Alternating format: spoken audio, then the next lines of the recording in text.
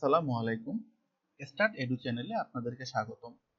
আজ আমরা শিখব কিভাবে স্ট্যাটাতে পাই চার্ট তৈরি করা যায়। পাই চার্ট সাধারণত ক্যাটাগরিক্যাল ভেরিয়েবলের জন্য তৈরি করা হয়। কিভাবে করা যায়? এর জন্য যেটা করতে হবে, গ্রাফিক্সে গিয়ে এই দেখুন পাই চার্ট। পাই চার্টে ক্লিক করলে একটি উইন্ডো চলে আসবে।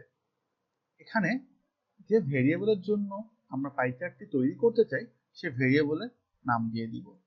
ধরুন আমরা এডুকেশন কোয়ালিফিকেশনের জন্য পাই চার্ট তৈরি করতে চাই। আমরা এডুকেশন কোয়ালিফিকেশন দিয়ে দিলাম, জাস্ট সাবমিট করলেই দেখুন আমাদের একটি পাই চার্ট চলে এসেছে। আমরা পাই চার্টে আরো কিছু করতে চাচ্ছি। ধরুন আমরা এখানে পার্সেন্ট দেখা যাচ্ছে না, আমরা এখানে পার্সেন্টটা শো করতে চাচ্ছি, একটা টাইটেল দিতে যাচ্ছি।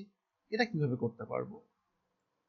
এই জন্য যেটা করতে হবে, এই দেখুন এরপরে টাইটেলে আমরা নাম দিয়ে দিলাম pie chart of educational qualification, এটা দিলাম। আর আমরা যেহেতু চাচ্ছি আমরা পার্সেন্টটা দিয়ে দেখাবো, দেখুন এই জন্য স্লাইসে এসে লেভেলসে এসে লেভেল প্রপার্টিস, এখানে এসে লেভেল টাইপটা আমরা পার্সেন্ট করে দিব, দিয়ে অ্যাকসেপ্ট দিলাম। দেখুন আমাদের কাজ শেষ হয়ে গেছে, আমরা সাবমিট দিয়ে দিলাম। দেখুন আমাদের একটি পাই চার্টের হেডিং চলে এসেছে, অর্থাৎ টাইটেল, এবং পার্সেন্টটাও চলে এসেছে।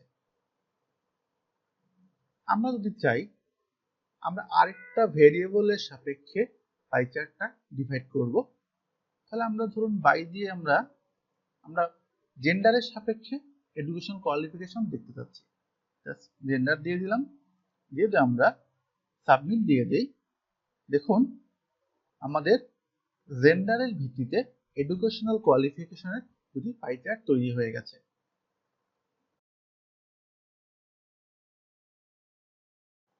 আমরা যে কাজগুলো করলাম তার জন্য স্ট্যাটা অটোমেটিক একটি কমান্ড তৈরি করে দিয়েছে।